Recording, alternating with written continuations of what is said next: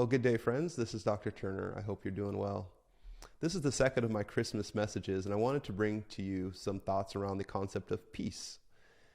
Peace sounds fantastic, phenomenal. Who wouldn't want more peace in their life, right? And it's something that I think we all yearn for, and perhaps especially in this Christmas season.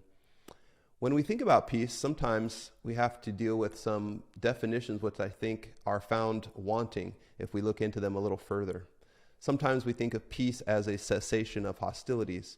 But, for example, we can find that that definition is quite lacking if we consider historically, let's say, the war between North and South Korea. Officially, there's been a ceasefire for 40 or 50 years now, but who could say that those two countries are really at peace? In fact, I think it's ironic the so-called demilitarized zone between the two countries is actually one of the most militarized and fortified places on planet Earth. Or if we consider the current sad situation between Hamas and Israel, who would say that just because the guns were to stop firing, that those two parties would be at peace?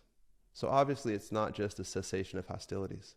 Sometimes we think of peace as a calm or tranquil state of mind. I agree that there's a lot of value in that definition, but the biblical definition of peace goes much deeper than that. And biblical peace is really trying to describe a reality, a concept upon which we build our state of mind. So it's a reality to which, for example, a calm or tranquil state of mind is a natural response. But the biblical concept of peace actually describes that underlying reality. So what is that? What is that underlying reality? In the Old Testament, which was written in the Hebrew language, the word often translated as peace is shalom, S-H-A-L-O-M. Many of you are familiar with that word. For example, if you were a carpenter and you looked over a wall that you had just built and you saw that there were no gaps or cracks, you would say that that wall was in a state of shalom. Or if you were a shepherd and you looked over your flock and counted them all diligently and saw that not a single animal was missing, you would say that your flock was in a state of shalom. So here we see the idea of shalom, peace, really as representing wholeness or restoration or completeness. So let's fast forward that and talk about that concept in relationship to God and your spiritual life.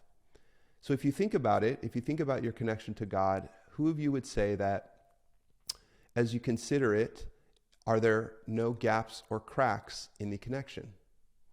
Or if you think over the totality of your relationship with God, would you say that there is nothing missing? If we're honest with ourselves, most of us probably wouldn't. We probably don't feel that way. Yet you know what? That's exactly what God is offering you in the biblical message. That's exactly how God is offering to look at the situation between you and him from his point of view. For example, in the Bible, in a book called Romans chapter 5, the very first verse says this: "Therefore, since we have been justified through faith, we have peace with God through our Lord Jesus Christ." Did you hear that? We have peace with God through our Lord Jesus Christ. So what does that mean? That means that when God looks over the quality of your connection, he doesn't see any gaps or cracks in it.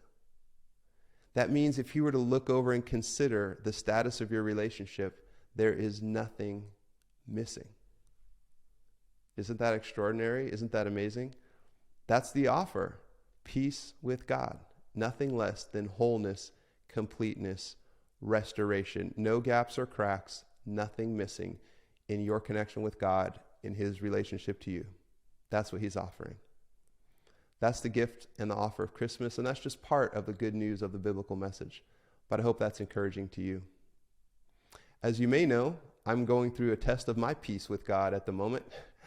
Internally with Washington State and COVID politics, etc. My legal team is working hard on my behalf. I appreciate them. They're doing all of this pro bono. We're doing a fundraiser at this moment, however, to pay for our expert witnesses, including Dr. Corey, for example. Thank you for your prayers and your encouragement. If you're able to help us financially, we will appreciate it. There's a link below where you can donate. We're trying to raise money now to compensate Dr. Corey and others who are kindly offering their time to help defend my license here in Washington.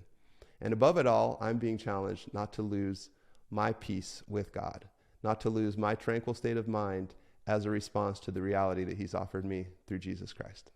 I hope you're doing well. Take care.